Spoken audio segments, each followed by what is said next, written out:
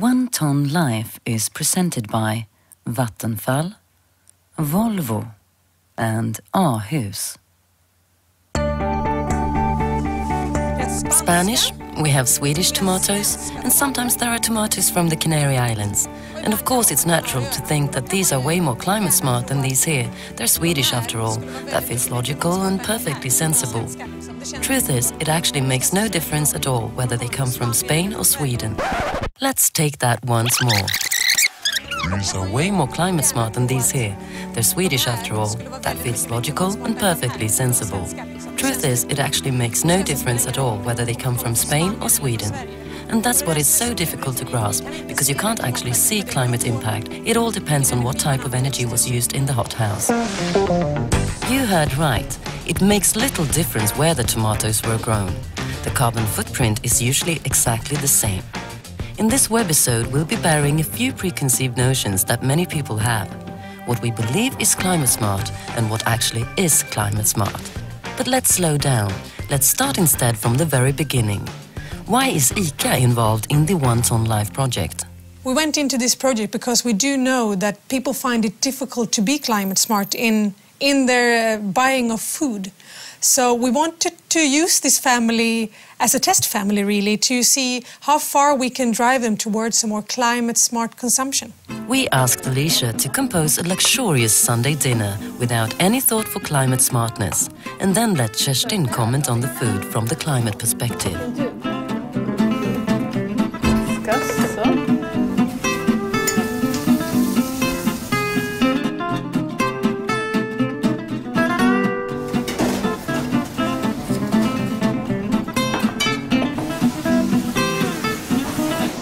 Here's what the dinner menu looked like.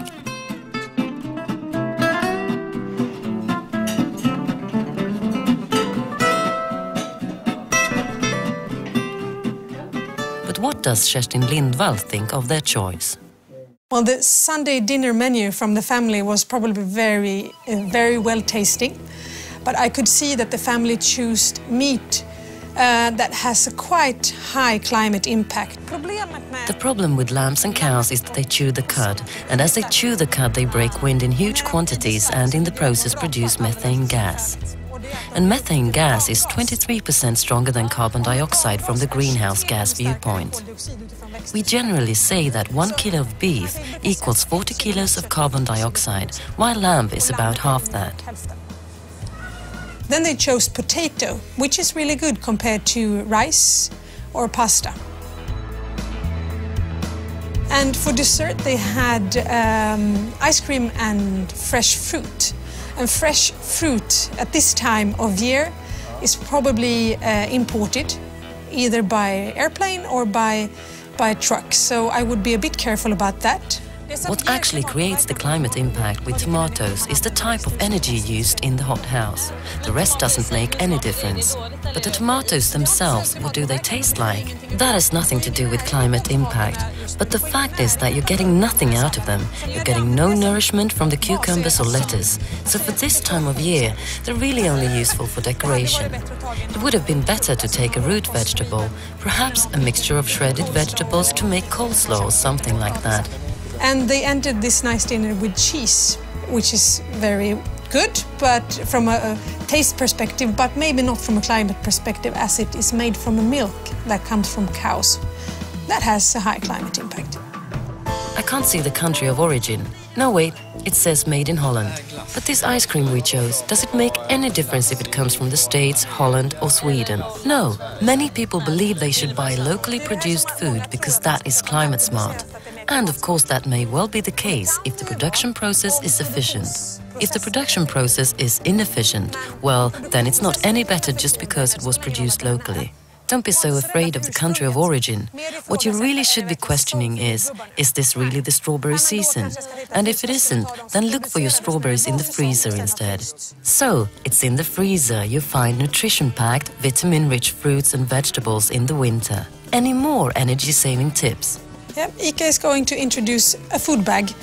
A bag that is delivered to your home or for pickup in stores, where you will find 5 dinners for 4 people. And we will have the family Lindell to try this food bag And what I am really curious to see is if we will decrease their food waste during the period that they try this food bag.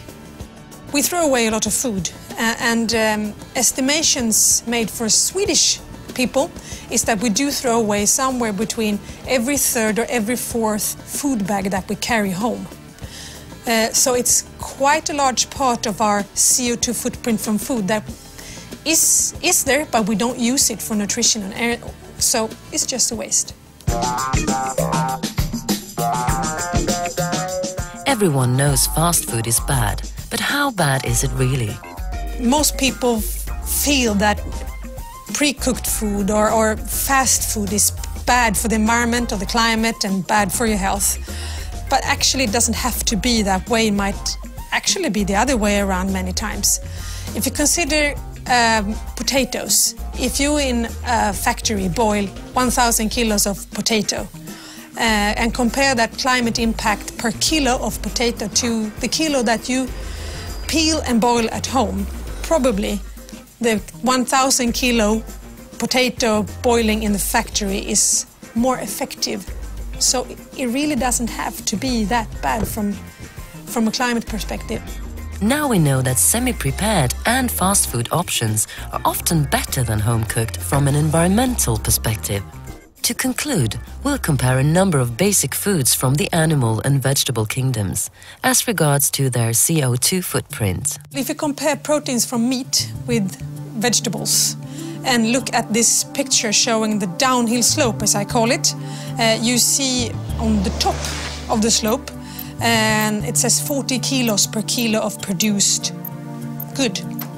And there you have beef, followed by the lamb and so on. And at the bottom you see where the vegetables actually dig in. So if you were to cut off the downhill slope to actually decrease your meat consumption radically, you would still have high proteins, but with a very low climate impact. We would have to push this family quite hard, changing maybe most of their eating habits. So we will see, but I have great hopes for pushing them quite far down. Holiday trips also produce CO2 emissions, something the Lindell family learned the hard way. We had a plan to go to the Alps flying to Switzerland this winter to ski. And when we learned that was so bad for the carbon dioxide footprint, we changed the plan to Åre. At first, it was a bit of a disappointment, I have to say honestly. But looking at the figures, what difference it made to take the train from Stockholm to Åre instead of flying down to Switzerland, the choice was quite easy, and now I'm really looking forward to going to Åre. In the next episode, the Lindells travel to the Åre ski resort and we'll take a look at holiday travel from the climate perspective. See you then!